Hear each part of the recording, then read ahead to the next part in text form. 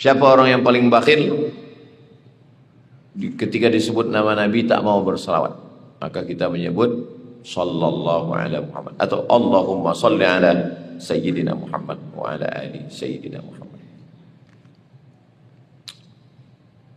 Man wajada sa'at qala Rasulullah sallallahu alaihi wasallam, innallaha katabal ihsan.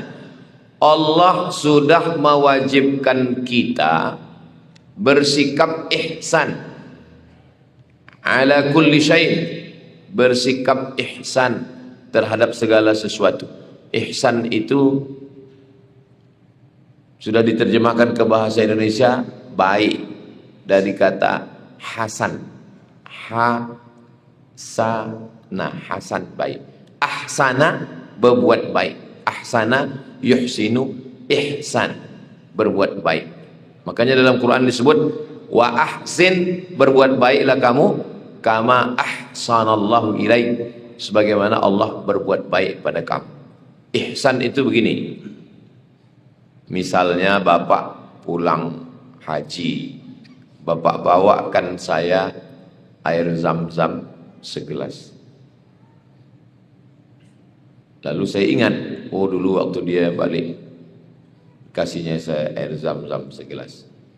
Pas saya pulang, saya balas segelas juga. Dulu kasih segelas, balas segelas. Itu namanya jaza. Jaza itu artinya selevel, satu balas satu. Lalu kemudian karena dia dulu mengasihi saya segelas, saya kasih satu dirigen. Itu namanya ihsan. Membalas lebih dari yang diberi orang. Itu ihsan. Dulu dikasihnya segelas, ya. Pas balik kasih gelas kecil, gelas sauri. Itu namanya bakhil.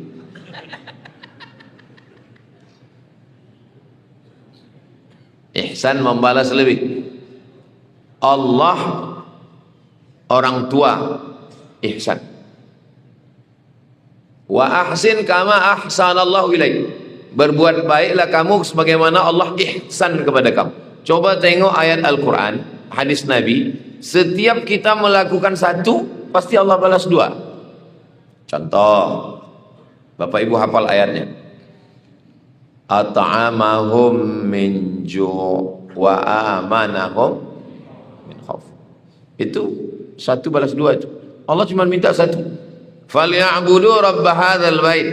Allah cuma minta satu. Falya'budu, beribadahlah kamu. Falya'budu, beribadahlah. Allah cuma minta satu. Balasannya at'amahum min ju'. Kalau kamu lapar, dikasihnya makan. Wa amanahum min khauf. Kalau kamu takut, galau, gundah gulana, susah hati, wa amanahum, dikasihnya kamu rasa aman. Itu salah satu contoh, satu balas dua. Dalam hadis, majtama'a qaumun fi baitin min buyutillah, orang yang berkumpul di rumah Allah. Satu, yatsluna kitab Allah, membaca ayat-ayat Allah. Dua, wa yatadarasunahu fima bainahum, mengkaji isinya. Tiga, kumpul di rumah Allah, membaca ayat-ayat, mengkaji isinya. Tiga, balasan Allah, nazalat alaihimus sakinah, turun ketenangan dalam hati. Wasyiyat bihimur rahmah, diliputi rahmat. Haffat bihimul malaikah, dikelilingi malaikat. Wa dzakarahumullahu fiman indah, dibanggakan Allah Ta'ala kepada para malaikat. Empat, selalu Allah balas lebih. Allah ihsan. Siapa lagi yang ihsan? Orang tua. Wa bil walidaini ihsana. Kepada orang tua berbuat ihsanlah kamu. Kenapa kepada orang tua itu berbuat ihsan? Karena kalau ada anak yang membuatkan orang tuanya rumah, dibelikannya mobil, dibelikannya gelang, dibelikannya kain cantik, belum ihsan.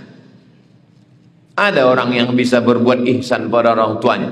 Kalau ada orang yang mengatakan aku sudah berbuat ihsan, berarti dia sudah bisa melakukan tiga: melahirkan, mengandung, menyusukan. Artinya, apapun yang sudah dilakukan anak kepada orang tua, belum pernah mampu membalas lebih. Jangan pernah merasa sudah balas lebih. Nah, kita disuruh berbuat ihsan kepada segala sesuatu. Innallaha katabal ihsan. Allah sudah mewajibkan ihsan. Ala kulli syai', kepada segala sesuatu. Bukan kepada orang, kepada segala sesuatu. Kepada binatang, ya. Macam mana berbuat ihsan pada binatang? Inilah kita kaji subuh. Fa idza qataltum fa ahsinul qitlah. Kalau kamu membunuhlah dengan baik. Membunuh mana baik? Macam mana membunuh dengan baik? Maksudnya, kalau terpaksa juga kita harus membunuh binatang, bunuhlah dengan baik. Mana hadis membunuh? Uqtulul aswadaini fi shalah. Bunuhlah dua yang hitam walaupun sedang sembahyang. Walaupun sedang sholat, bunuhlah dua yang hitam. Yang pertama as-thu'ban, ular. Yang kedua al-aqrab, kalajengking. Dua yang hitam itu maksudnya kalajengking dan ular, bukan handphone. Kadang berbunyi handphone itu dibunuhnya. Kenapa kau matikan waktu sembahyang tadi? Bunuhlah dua yang hitam. Handphone aku warna hitam. Uqtulul aswadani. Membunuh itu sekali pukul mati. Pas sedang sholat nampak ular,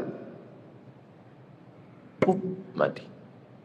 Nampak kalajengking, mati. Tak boleh kalajengking itu dipotong tangannya sebelah. Habis itu lepaskan, kasih tahu ke kawan-kawan kau yang lain yang datang sini lagi. Tak boleh. Menyiksa binatang tak boleh dalam Islam. Makanya kalau membunuh, sekali bunuh mati. Apalah pendapat Ustadz tentang dukun yang memperkosa dan mempergi 50 santri? Cocok juga hadis ini. Idza qataltum fa ahsinul qitlah. Kalau membunuhlah dengan baik. Tapi ini untuk binatang Pak Ustaz, dia itu lebih parah dari binatang.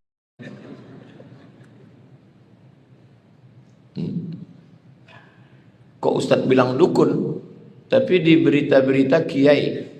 Tolong wartawan-wartawan, saudara-saudara kita di bidang pers, telusuri baik-baik. Dia tidak pernah mengajar kitab. Syarat kiai membaca kitab. Makanya kiai yang tak bisa baca kitab itu kiai selamat. Apa kiai selamat? Dulu sebelum Islam datang, semua benda-benda keramat itu dipanggil kiai. Tombak itu kiai, keris kiai, termasuk kerbau warna putih. Yang di Solo ada kerbau warna putih, itu dipanggil kiai, kiai selamat namanya. Makanya kalau ada kiai tak bisa baca kitab, itu kiai selamat, kerbau putih. Dia sebenarnya dukun. Kenapa dukun ini masih laku? Karena pejabat-pejabat di Indonesia berdukun. Apalagi kalau udah mau dekat-dekat pilkada sama pileg, berdukun.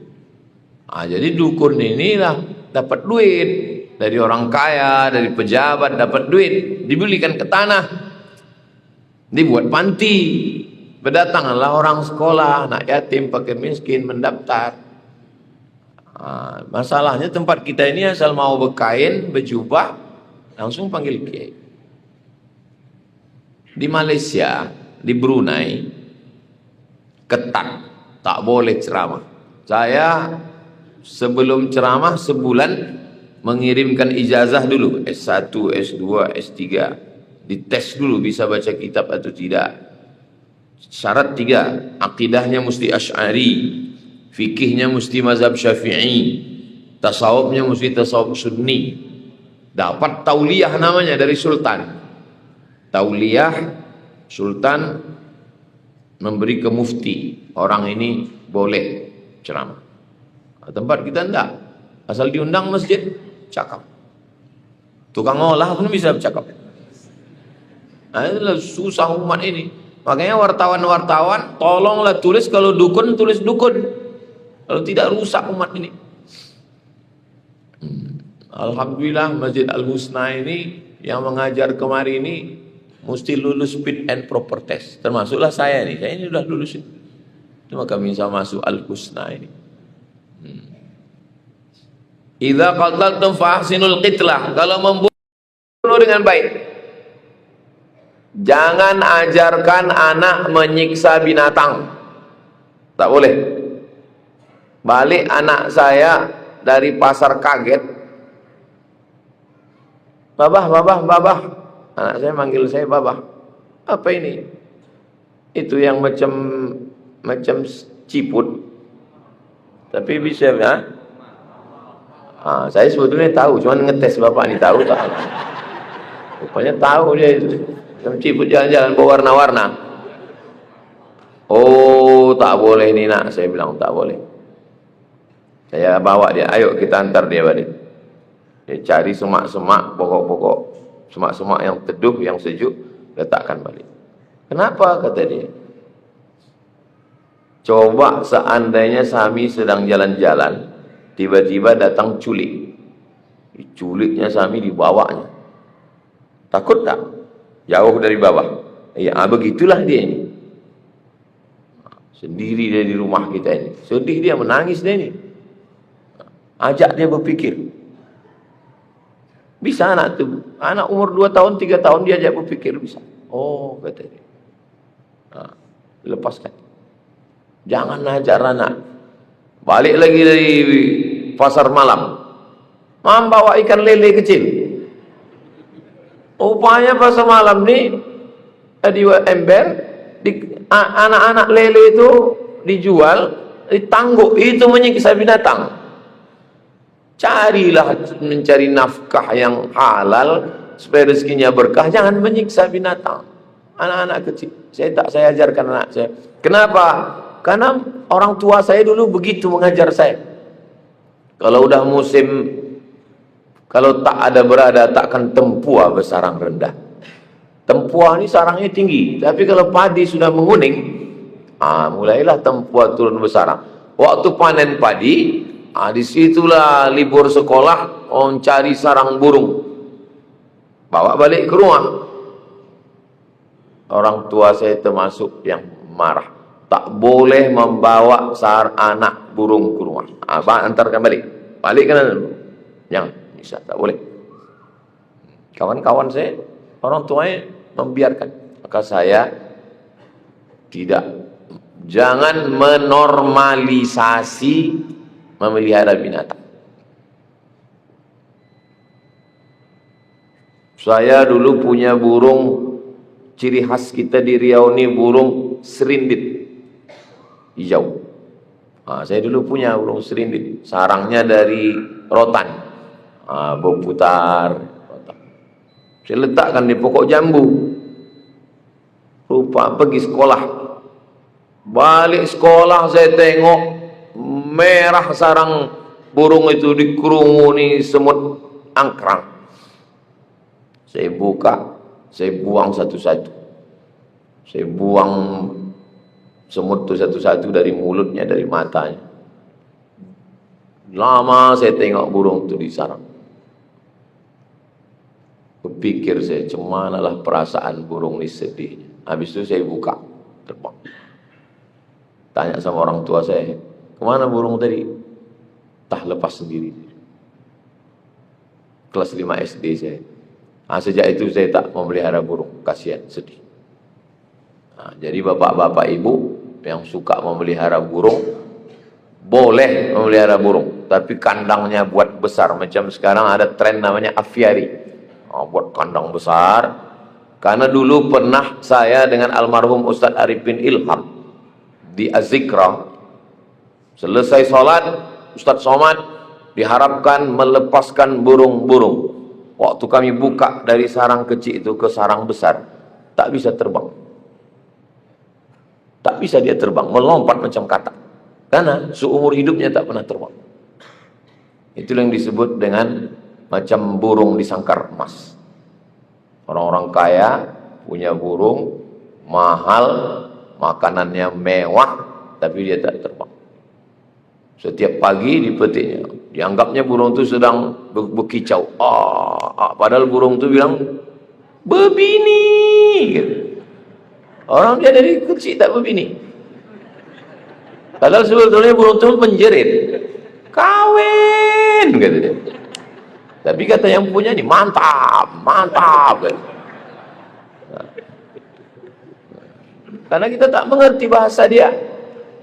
Saking banyaknya orang menganiaya burung ini, alhamdulillah dikirim Allah, ada yang bisa bahasa burung, ada yang bisa bahasa semut. Mas Koli Sududu. Jangan siksa binatang. Kalau mau bunuh saja. Yang berbisa sekalipun tak boleh siksa. Ular tuh disuruh kita membunuh ular. Terutama ular hitam. Karena bisa menjelmaan jin.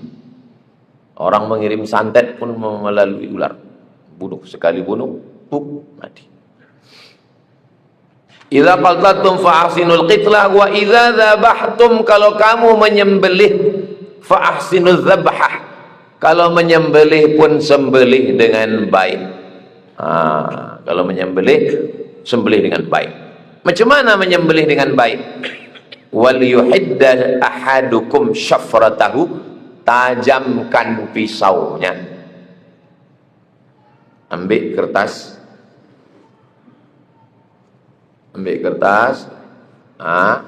ambil golok, putus.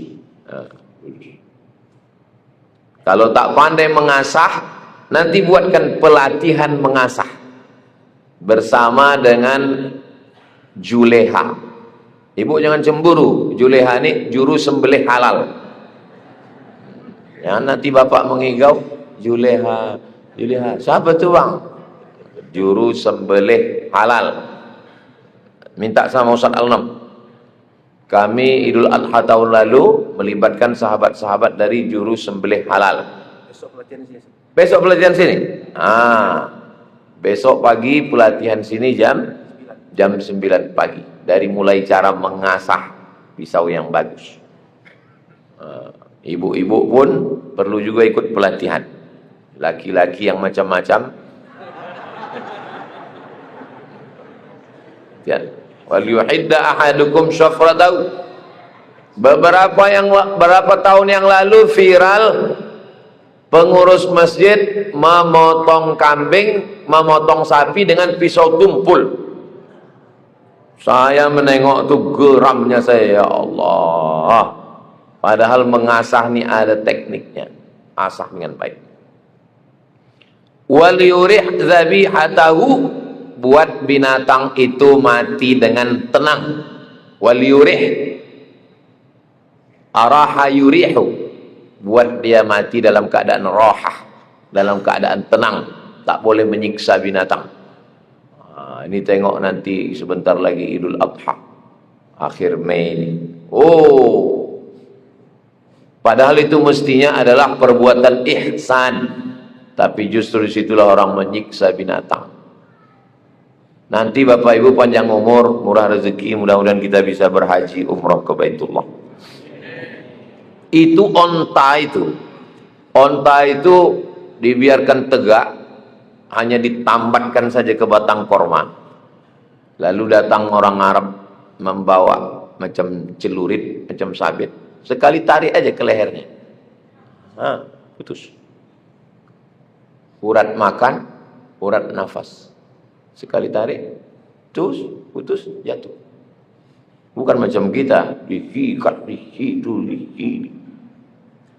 Pengurus masjid tahun lalu belum sehat lagi sampai sekarang. Isi pak buat sapi itu mengamuk. Wal yurih dzabihatahu, buat dia mati tenang. Rupanya kalau binatang ini pisaunya tajam, matinya tenang, dagingnya fresh. Nah, sekarang banyak binatang ini tidak dipotong gara-gara rumah potong tidak diawasi. Ada yang mati tersedak, dimasukkan air ke leher sapi, kambing, kobau, akhirnya mati tersedak. Kenapa dimasukkan air ke dalam air keran? Pertama, supaya darahnya tak keluar.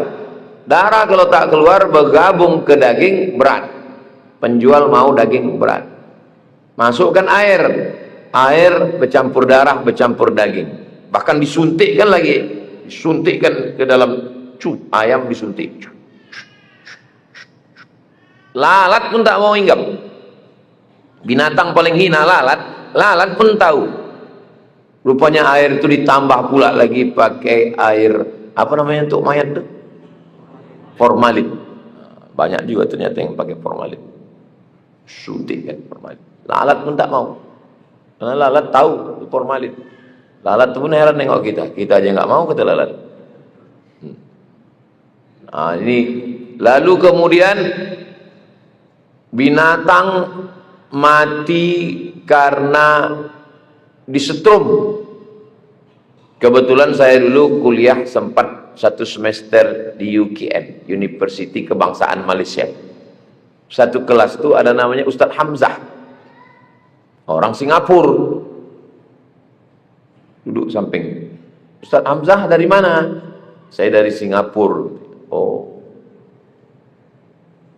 Ustadz Hamzah kerjanya di Singapura apa? Saya pengawas rumah potong.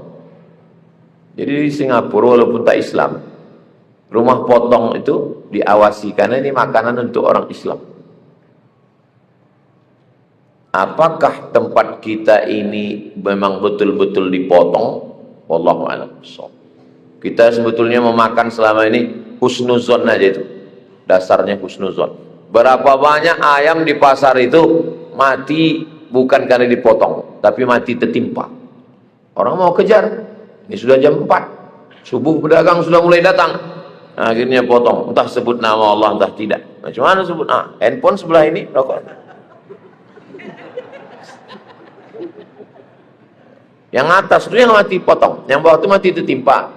Itu maka kadang biru dagingnya, hitam. Kenapa? Daging darah menggumpal. Muncullah penyakit namanya mad cow. Mad gilo, cow sapi. Mad cow sapi gilo.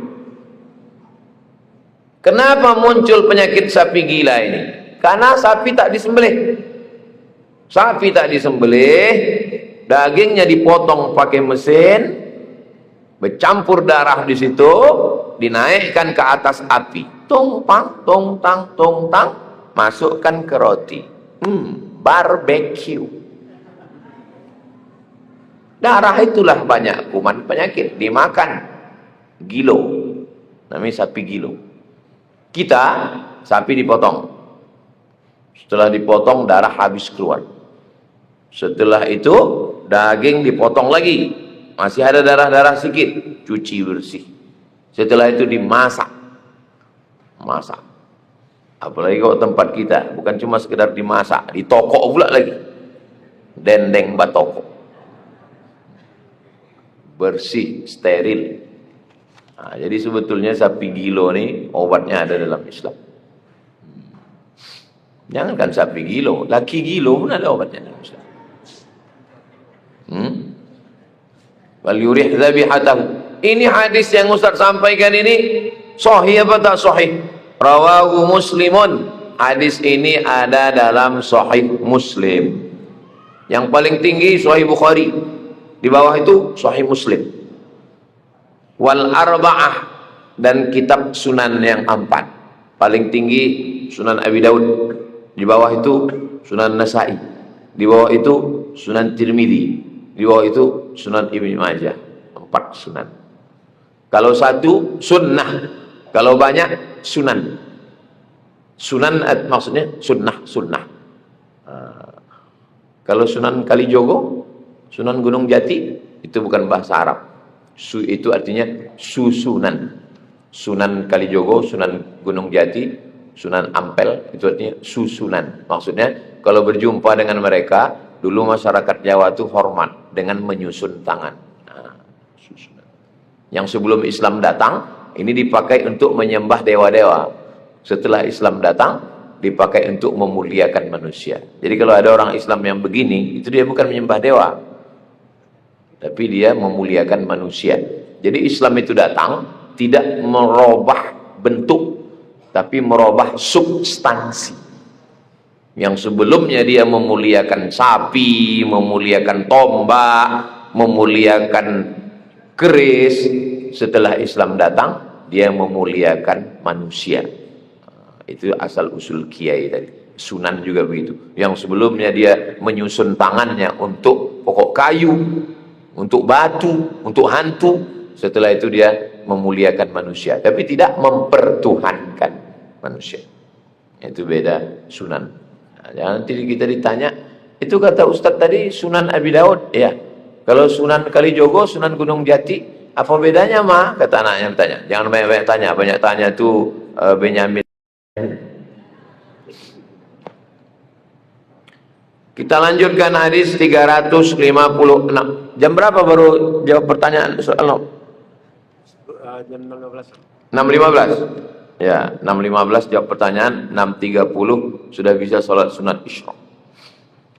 Hadis 356. Wa 'ani bin Abbasin, dari sahabat Nabi namanya Abdullah bin Abbas. Namanya Abdullah, nama ayahnya Abbas, nama atuknya Abdul Muttalib. Nama Nabi kita Muhammad sallallahu alaihi wasallam. Nama ayahnya Abdullah, nama atuknya Abdul Muttalib. Pertanyaannya, apakah hubungan periwayat hadis ini dengan Nabi Muhammad? Atuknya satu, ayahnya adik-beradik. Sewali. Kalau Melayu kami, sewali namanya. Sepupu Pak Ustaz. Sepupu itu kalau mak adik-beradik. Mak adik-beradik sepupu. Kalau nenek adik-beradik dua pupu. Kalau ayah adik-beradik sewali. Kenapa dia bilang sewali? Karena kalau mati ayah dia, mati atuk dia, mati abang dia, mati adik dia, ini bisa jadi wali nikah. Itu namanya sewali. Saudara sewali namanya. Bisa jadi wali nikah. Tapi kalau tak ada orang meminang, bisa juga dia menikahnya. Ini hebatnya saudara sewali. Bisa dia wali nikah, bisa pula dia nikah. Ayah adik-beradik bisa anaknya nikah, bisa. Jadi ini saudara sewali Nabi Muhammad SAW. Ayah mereka adik-beradik. Radhiyallahu anhum. Qala, dia berkata, marra Rasulullah SAW. Nabi lewat. Nabi sedang lewat. Ala rajulin. Ada seorang laki-laki. Wadhi'i rijlahu. Ada seorang laki-laki menjatuhkan kambing. Kambing. Jatuhkan. Diletakkannya kakinya ala safhati syatin. Diletakkannya kakinya di atas badan kambing tadi. Kalau menyembelih ke arah kiblat, sana kiblat. Berarti kepala kambing ke sana. Kaki kambing di depan. Kepala ke sana. Ke sana, kaki ada di depan. Nah, pas menyembelih, diletakkannya kakinya di atas kambing tadi. Wa huwa yu'iddu syafratahu. Udah diletakkannya, diasahnya pisaunya di situ. Masa pisau. Wahia talhazu ilaihi. Wahia kambing tadi talhazu ilaihi bibasariha. Mata kambing tadi menengok mata pisau. Itulah namanya bertatapan mata sama mata itu. Mata kambing ke mata pisau. Qala, apa kata Nabi? Afala qabla hadha. Afala qabla hadha, kata Nabi. Afala qabla hadha.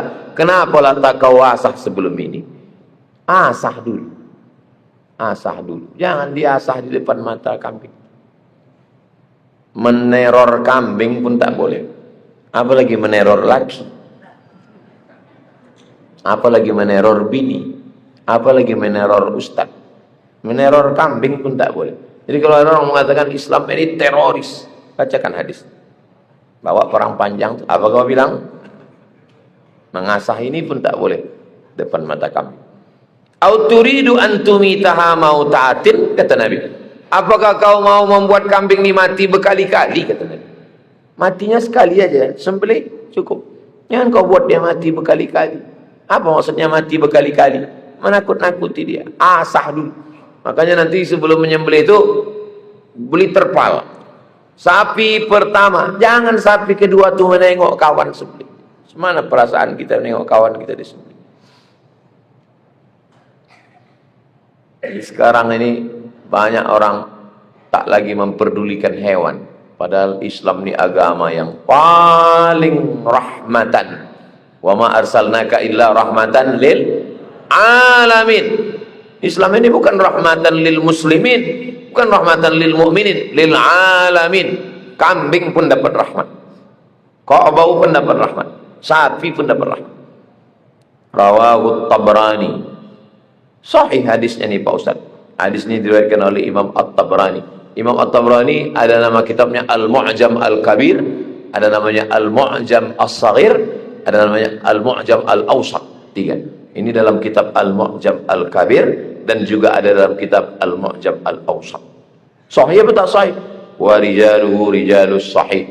Periwayatnya adalah periwayat-periwayat yang sahih. Bisa dijadikan sebagai dalil dalam beramal.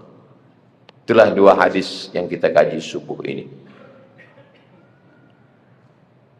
Memang bertepatan hadis yang kita kaji subuh ini bertepatan dengan dekatnya Idul Adha. Bukan sengaja saya pilih, karena kita membaca ini tidak pilih-pilih, terus diurut. Pas di Masjid Al-Husna, pas mau dekat Idul Adha, pas pula pelatihan besok pagi. Bapak Ibu pengurus masjid, panitia kurban dimanapun berada, ikuti pelatihan di Masjid Al-Husna pada hari esok 10 Mei hari Ahad jam 9 pagi. Datang. Ingat, kuota terbatas. Makin banyak yang ikut pelatihan, makin banyak hewan yang terselamatkan, makin banyak anak-anak juga ikut pelatihan.